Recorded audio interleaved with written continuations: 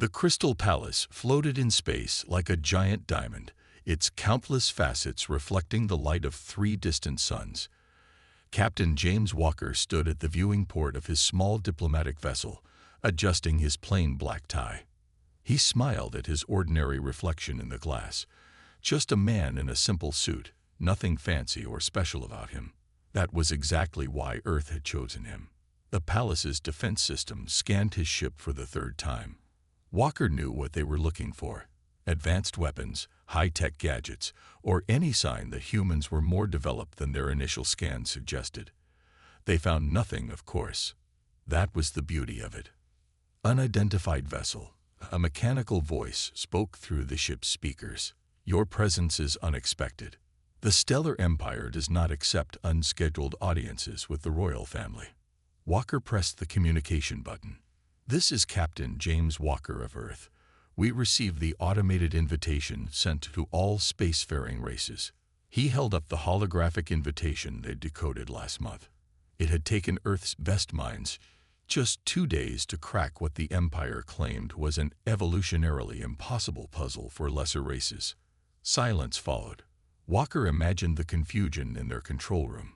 According to their data, humans shouldn't have been able to decode that message for at least another century. Please wait, the voice finally said. Walker used this time to look around the palace's exterior. Their defenses were impressive. Energy fields, matter disruptors, and what looked like time dilation generators. All of it was incredibly advanced, and all of it was focused on stopping equally advanced threats. He shook his head, remembering his grandfather's old saying, "The fancier the lock, the more it expects a fancy key." After 20 minutes of waiting, a new voice came through, organic this time, but filled with disbelief. "Human vessel, your credentials appear to be in order. Proceed to docking Bay 7. Do not deviate from the marked path." "Understood," Walker replied simply. His ship followed the glowing trail through the palace's defensive layers. He noticed how each barrier parted just enough for his vessel, how each scanner tried to penetrate his hull. They were looking for tricks, for advanced technology that would explain how humans had managed this feat. The docking bay was a marvel of engineering. Crystalline structures moved like liquid, forming a perfect seal around his ship. A group of tall, silver-skinned guards waited outside, their ceremonial armor gleaming. Each carried what looked like a staff made of pure light. Walker grabbed his briefcase, plain leather, brass clasps, and walked to his ship's airlock. The decontamination process was quick, and then the door opened with a simple hiss. The guards tensed visibly. Their staffs hummed with energy as Walker stepped out, looking for all the world like a businessman heading to a meeting on Earth. He could see their confusion in the way they gripped their weapons tighter. "Welcome to the Crystal Palace," the lead guard said stiffly. "You will be escorted to the waiting chamber. Please follow all instructions precisely. Any deviation from protocol will result in immediate removal." Walker nodded politely. "Thank you. Lead the way." As they walked through the palace corridors, Walker noticed how everything was designed to impress and intimidate. The walls shifted colors in impossible patterns, the floor seemed to be made of solid light, and even the air sparkled with tiny floating crystals. It was beautiful, but also exactly what he'd expected. A civilization so advanced, they'd forgotten the value of simplicity. The guards led him through 7 different security checkpoints. Each one was more sophisticated than the last, designed to detect and stop any kind of technological deception. But that was their mistake, looking for complexity when the truth was simple. Humans had decoded their invitation not through superior technology, but through simple pattern recognition and good old-fashioned teamwork. When they reached the final security gate, a massive arch of swirling energy that supposedly could detect even quantum-level threats, Walker smiled. He knew what was coming next. The head guard stepped forward, his expression stern. "This is the gate of truth. No being can pass through it with hostile intent or hidden capabilities. It will reveal your true nature." Walker stepped forward, briefcase in hand, and walked through the gate with the same confidence he used to walk through a door at home. The gate flared bright for a moment, then dimmed. Nothing happened. The guards stared in disbelief. Walker straightened his tie again and said, "Shall we proceed?" Princess Rose floated 3 feet above the crystal floor, her silver skin glowing with a soft blue light. Around her, 20 attendants maintained the sacred meditation field through their combined psychic powers. This daily ritual had remained unchanged for 10,000 years, until today. The first sign that something was wrong came when the psychic barrier around the meditation chamber flickered. One of the younger attendants lost his concentration, his antenna twitching nervously. The others tried to compensate, but the damage was done. The princess's eyes opened, their violet color darkening with annoyance. "What is the meaning of this interruption?" she asked, her voice carrying the weight of centuries of royal breeding. The meditation ritual was sacred. Everyone knew that. Before anyone could answer, the massive crystal doors slid open. The princess's personal guard rushed in, their faces showing an emotion rarely seen in the palace: panic. "Your Highness," the head guard said, dropping to one knee, "we have a situation." "A human has." The doors opened again. This time, a strange figure walked in. A human wearing what appeared to be the simplest clothing the princess had ever seen. He carried a small case made of what looked like dead animal skin. The guards moved to stop him, but somehow, he was already past them. The princess felt her breathing stop. This wasn't possible. The meditation chamber was protected by 13 layers of psychic barriers, quantum locks, and time phase shifts. Yet this human had simply walked in. "Good morning," Walker said, his voice calm and pleasant. "I apologize for interrupting your ritual. I'm Captain James Walker, Earth's representative." The attendants gasped. No one spoke to the princess so directly. There were protocols, ceremonies, proper channels. The human should have gone through 7 days of purification, followed by the ceremony of approach, then the ritual off. "How dare you enter this sacred chamber?" one of the older attendants shouted, his silver skin turning almost white with rage. He raised his hands, summoning a ball of pure psychic energy. Walker looked at the energy ball with genuine interest. "Fascinating," he said. "But perhaps we could talk without the light show. I have some important matters to discuss." The princess found herself lowering to the ground, her meditation forgotten. There was something about this human that didn't make sense. He should have been overwhelmed by the psychic pressure in the room. He should have been stunned by the palace's grandeur. Instead, he stood there like someone waiting for a bus. "You understand," she said, trying to regain control of the situation, "that your presence here violates 57 different sacred protocols." Walker nodded. "I counted 63, actually. But sometimes the direct approach is best. Your invitation suggested urgency." The princess blinked. Had he just corrected her? And how had he counted the protocols? The complete list was stored in quantum crystals that only the royal family could access. "The invitation," she said slowly, "was a test. No developing race should have been able to decode it for at least another century. How did you manage it?" Walker opened his simple briefcase and pulled out a folder made of pressed tree pulp, paper the princess recalled from her xeno studies. "We looked at it," he said, showing her their solution. "Then we had some people work together to solve it. Sometimes the simple answer is the right one." The princess found herself moving closer, curiosity overcoming her royal training. The solution was written in basic mathematical symbols, nothing like the quantum equations her people used. It was elegant in its simplicity. "Impossible," one of the advisors whispered. "Their civilization hasn't even mastered psychic communication yet." Walker smiled. "We find talking works pretty well." The princess felt something she hadn't experienced in her 300 years of life: doubt. Everything she'd been taught about the natural order of civilizations, about the superiority of their advanced technology and psychic powers, seemed to crumble in the face of this human's simple logic. "Perhaps," she said, surprising herself, We should talk." The royal meeting chamber buzzed with whispers as Princess Rose led Walker to the central platform. Hundreds of noble aliens watched from their floating crystal pods, their silver skin showing various shades of emotion. The younger ones leaned forward with obvious curiosity. The elders pulled back, their antennae twitching with disapproval. "You claim humans reached the stars without psychic abilities?" one of the elder council members asked, his voice dripping with disbelief. "How do you navigate the quantum streams? How do you communicate across light years? How do you predict space anomalies?" Walker pulled out a simple star chart from his briefcase. "We use maps," he said, spreading the paper on the floating crystal table. "We talk through radio waves, and we watch very carefully for anything unusual." The chamber erupted in confused murmurs. A young noble floated closer, her pod humming softly. "But that's primitive," she said, though her tone held more wonder than contempt.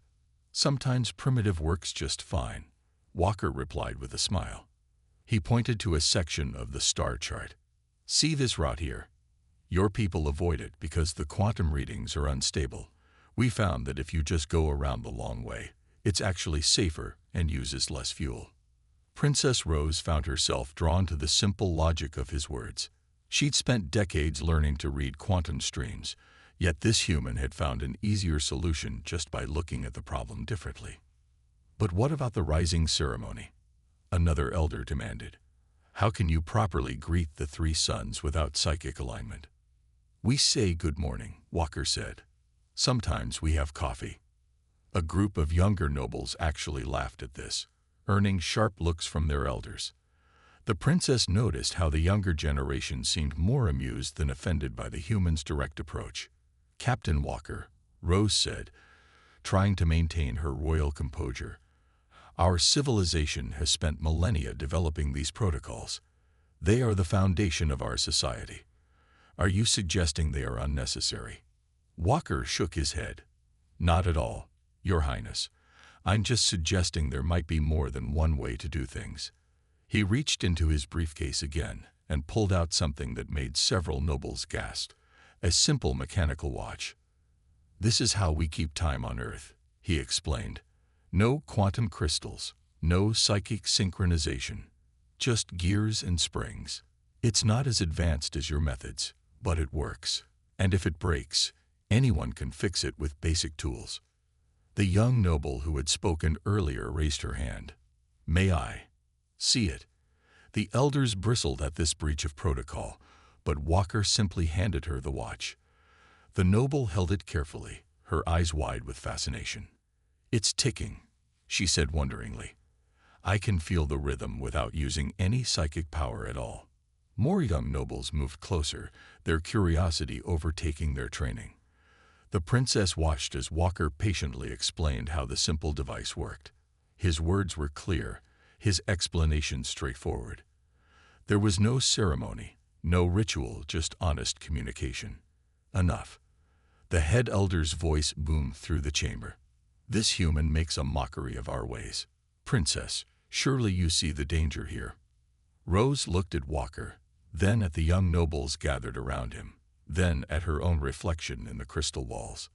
The face that looked back at her seemed different somehow, less certain, perhaps, but more alive. "What I see," she said slowly, "is someone offering us a new perspective." She turned to Walker. "Tell me, Captain, how do humans handle disagreements without psychic harmonization?" "We talk it out," Walker said. "Sometimes we argue. Sometimes we compromise. It's messy, but it helps us understand each other better." The princess nodded, feeling a strange excitement she hadn't experienced in centuries. "Then perhaps it's time we had a real conversation." The first explosion rocked the Crystal Palace just as Princess Rose was learning about human handshakes. The blast wasn't physical, it was psychic, designed to disrupt the very powers that kept the palace running. Around them, the floating crystal pods began to fall. "What's happening?" Walker asked, already moving to help the young noble he'd shown his watch to earlier. She had tumbled from her pod but seemed unhurt, just shocked. "Impossible," Rose whispered, her silver skin turning pale. Someone has activated the psychic dampener. But that technology was locked away centuries ago. Her antenna drooped as another wave hit them. All across the chamber, nobles were dropping to the ground as their levitation abilities failed.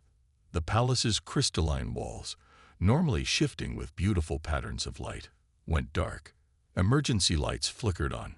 Simple physical lights that made several nobles gasp in horror at their primitiveness. The rebels, the head elder croaked from where he lay on the floor. They finally made their move. Without our psychic powers, we're defenseless. Walker looked around the room, taking in the situation with calm human eyes. Maybe not, he said. Your Highness, does this room have normal doors? You know, the kind that open and close without psychic power. Rose blinked. Yes, there's a maintenance access way, but it's... She hesitated, embarrassed. It's considered too primitive to use. Perfect, Walker said. He turned to address the room. Listen up. Anyone who can walk, help those who can't. We're going to use the maintenance door to get to a safer location. Several elders started to protest about the impropriety of using servant passages, but another psychic blast cut them short. The young noble Walker had helped up was already moving to assist others. This way, Rose said, leading them to a simple metal door hidden behind a crystal panel. She placed her hand on it, then stopped. I don't know how to open it without power. Walker stepped forward and pushed. The door swung open on simple hinges. Sometimes, he said with a slight smile, the old ways work best. They hurried through the maintenance corridors, plain, metal passages that the palace staff used when psychic transportation wasn't practical. Rose found herself struck by how reliable these simple paths were, especially now when all their advanced systems had failed. The rebels will head for the power core, she said as they moved, if they shut it down completely. The palace will fall from orbit, Walker finished. How long do we have?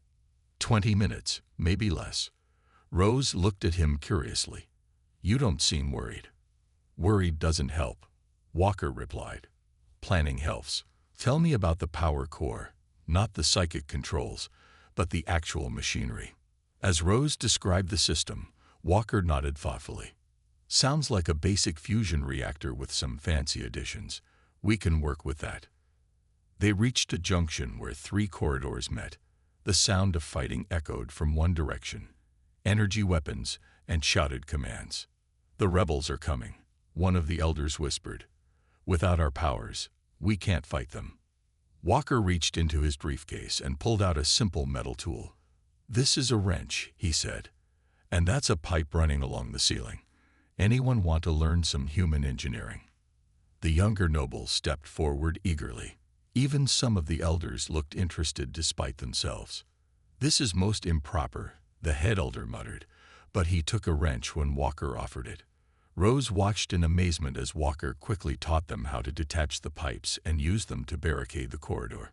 No psychic powers, no advanced technology, just simple physics and human ingenuity. Your Highness, Walker said, handing her a wrench of her own, would you like to learn how humans handle a crisis? For the first time in her long life, Rose felt truly useful. She took the wrench, its solid weight comforting in her hand. Teach me, she said. The power core room hummed with energy as Princess Rose watched Walker examine the control panels. The human's hands moved with surprising confidence over systems that her people had always controlled through psychic links. Behind them, a group of young nobles stood guard at the doorway, armed with makeshift tools and a newfound sense of purpose. The rebels thought shutting down our psychic abilities would leave us helpless, Rose said, helping Walker remove a panel. They never considered that there might be another way to operate our technology. That's the trouble with relying too much on any one thing, Walker replied, examining the circuitry beneath. You forget there are other options. He pointed to a cluster of crystals pulsing with blue light. What are these? Power regulators, Rose answered. They're normally controlled by the high technicians through mental interface. Walker nodded. But look here, they're just crystals channeling energy. Like a circuit board, but prettier. He pulled out a piece of paper and started drawing. If we reroute the power flow manually. One of the younger nobles, who had introduced herself as Spark after learning it was okay to use simple names, leaned in to watch. But the sacred texts say only those with the highest psychic potential can understand these systems. The sacred texts, Rose said slowly, might not have considered all possibilities. She found herself smiling as she watched Walker sketch out a simple diagram of their supposedly mystical power system. In his drawing, it looked almost understandable. A loud bang echoed from somewhere in the palace, making the crystals vibrate. The rebels were getting closer. "We need to hurry," Walker said. "Your Highness, could you hand me that wrench? The one you used earlier." Rose picked up the simple tool, remembering how strange it had felt at first. Now it seemed natural in her hand. She passed it to Walker, then found herself asking, "Show me what you're doing." Walker's eyes lit up. He began explaining the basic principles of power distribution, using terms anyone could understand. No mystical ceremonies, no psychic attunement, just clear, practical knowledge. More young nobles gathered around, their curiosity overwhelming centuries of training. Even the 2 elder council members who had joined their group leaned in to listen. "But this goes against everything we've been taught," one elder said, though his tone held more wonder than protest. "Maybe," Walker replied, connecting 2 crystals with a simple metal wire. "It's time to learn some new things." The power core's hum changed pitch. Lights flickered, then stabilized. On a nearby screen, power readings began to normalize. "It's working," Spark said excitedly. "We're actually controlling it without psychic power." Rose felt something shift inside her, not just in her understanding, but in her very identity as a royal. "All these generations," she said softly, "we've been so proud of our advancement that we forgot the value of simplicity." Another explosion rocked the palace, closer this time. Through the door came the sound of rebels arguing about why their psychic dampeners weren't causing more chaos. "They expected us to be paralyzed," Rose realized. "They never imagined we could adapt." Walker handed tools to the nobles around him. "Want to really surprise them? I have an idea, but it'll mean breaking about 100 royal protocols." Rose looked at the faces around her, young nobles eager to learn, elders beginning to understand, her own reflection in the crystal walls showing someone very different from the princess who had met Walker just hours ago. "Protocol," she said, hefting her wrench with newfound confidence, "is about to change." She turned to her people. "Who's ready to learn the human way of doing things?" The answering cheer would have scandalized the royal court. But as Rose watched her people gather around Walker, learning to use simple tools and basic principles to protect their home, she realized something profound. True advancement wasn't about having the most complex solutions. Sometimes it was about having the courage to embrace the simple ones. The rebels never expected to be defeated by plumbing. As they marched down the main corridor toward the power core, confident in their psychic dampeners, none of them looked up at the simple water pipes that ran along the ceiling. Pipes that now carried something very different from water, thanks to Walker's quick thinking and Rose's knowledge of the palace systems. "Ready?" Walker asked, standing beside Rose at the manual control panel they'd rigged from spare parts. Rose nodded, her silver skin gleaming with excitement rather than royal dignity. "I never thought I'd say this, but I'm glad we kept these old manual systems, even if they were just for cleaning.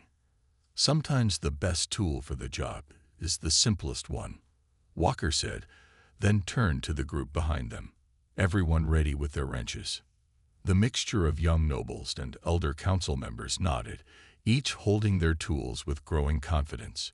They had spent the last 20 minutes learning basic mechanics, knowledge that had been considered beneath them just hours ago. The sound of marching feet grew closer. Through the door's small window, they could see the rebels approaching, their advanced weapons humming with energy. "Remember," Walker said quietly, "they're expecting a high-tech response. They're ready for psychic attacks, energy weapons, and quantum defenses." He smiled. They're not ready for a flood. Rose pulled the lever they'd installed. Above the rebels, the modified pipes creaked. The rebels looked up just as the first drops began to fall. "What is this?" one rebel leader shouted, right before the full force hit them. Gallons of water, mixed with a special crystalline soap used for cleaning the palace windows, poured down. The rebels slipped and slid, their energy weapons shorting out in the flood. "Now," Walker called. Rose and her group burst through the doors, armed with their wrenches and makeshift tools.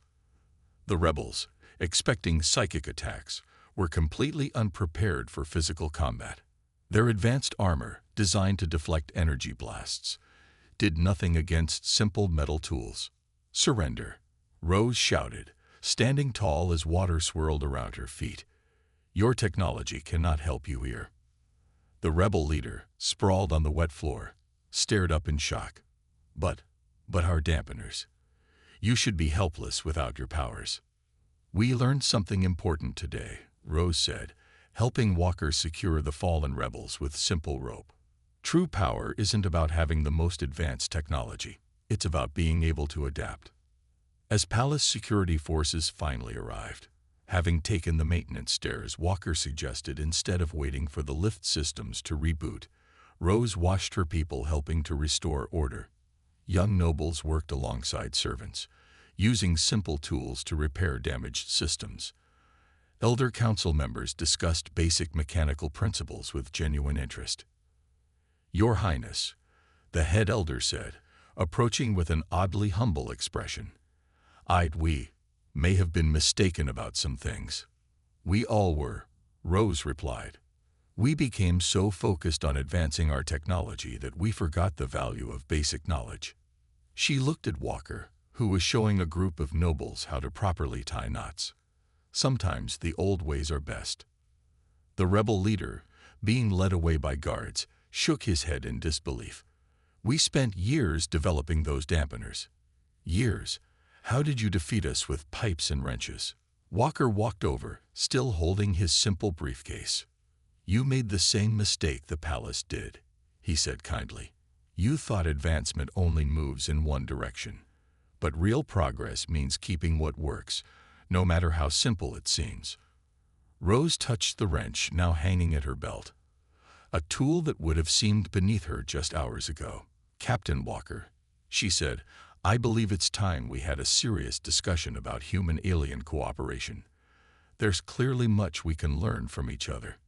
As she looked around at her transformed people, proud nobles learning humble skills, elders questioning ancient assumptions, young ones eager to learn new ways, Rose realized that this was perhaps the most important advancement in her civilization's history. They had learned to appreciate simplicity. 3 months after the rebel attack, the Crystal Palace looked very different. While its walls still shimmered with psychic energy, simple metal tools now hung alongside quantum devices. Young nobles carried both traditional staffs and practical wrenches. Most surprisingly, the maintenance corridors were no longer hidden. Their entrances stood open, a symbol of the changes sweeping through the empire. Princess Rose stood in the newly created Innovation Chamber, watching a group of young nobles learning basic mechanical engineering from human instructors. The sight would have been unthinkable just months ago. Now, it was daily routine. "The latest report from the Education Council," Walker said, walking up beside her. He no longer needed to be announced or guided. Another change that had scandalized the traditionalists at first. Enrollment in basic skills classes has exceeded all expectations. Even some of the elder council members have signed up. Rose smiled, touching the wrench that now formed part of her royal regalia. "And how are the humans finding our psychic engineering courses?" "Fascinating, according to the reports. Turns out humans can't generate psychic energy, but we can learn to work with it using mechanical interfaces." Walker gestured to where a human engineer was collaborating with an alien technician, combining both species' knowledge to create something new. "To think," Rose said, "all of this started because you simply walked into my meditation chamber." "Sometimes the best way forward is a straight line," Walker replied with a grin. They moved through the palace corridors, passing areas where renovation crews, mixed teams of humans and aliens, were installing what they now called hybrid systems. Traditional crystal technology worked alongside simple mechanical backups, each supporting the other. "The trade agreements are ready for your review," Walker said, pulling actual paper documents from his briefcase. Some things hadn't changed. He still preferred physical copies. "Earth is particularly interested in your crystal computing technology, and we're offering our mechanical engineering expertise in return." "A fair exchange," Rose agreed. "Though I suspect the real value isn't in the technology we're trading, but in the perspectives we're sharing." They entered the Grand Council chamber, where the most visible changes were on display. The floating crystal pods remained, but now each had a simple metal ladder attached, a practical addition that had sparked fierce debate before being accepted as sensibly redundant. The head elder, who had once been their strongest critic, was demonstrating to a group of visitors how to operate the palace systems manually. "Of course, psychic control is more elegant," they heard him say, "but there's something satisfying about understanding the mechanical principles involved." Rose took her place on the central platform, which now had both hover crystals and simple stairs. "Captain Walker," she said formally, though her eyes twinkled with unprincess-like humor, "would you do us the honor of beginning today's session the human way?" Walker stepped forward and pressed a simple button on the podium. Another new addition. A clear tone rang through the chamber, calling the assembly to order. No psychic resonance, no quantum harmonics, just a plain sound everyone could hear. 3 months ago, Rose addressed the gathering. "I thought I knew what it meant to be advanced. I thought progress meant moving away from simple things toward ever more complex solutions." She paused, looking around at the changed faces of her people. "I was wrong. True advancement isn't about abandoning the basic for the complex. It's about finding the right balance between them." The chamber filled with approving murmurs, both telepathic and verbal. Rose continued, "Today, we signed the first official trade agreements between our empire and Earth. But we're exchanging more than technology. We're trading wisdom. Earth has reminded us that sometimes the simple solution is the best one. And perhaps we can show them that there's still room for a little magic in the universe." Walker caught her eye and smiled. Rose smiled back, remembering her shock when he first walked into her chamber. She hadn't been ready then. None of them had been. But sometimes, she had learned, not being ready was the best way to learn something new. "Let's begin," she said, picking up both a psychic crystal and a simple pen. "We have much to learn from each other."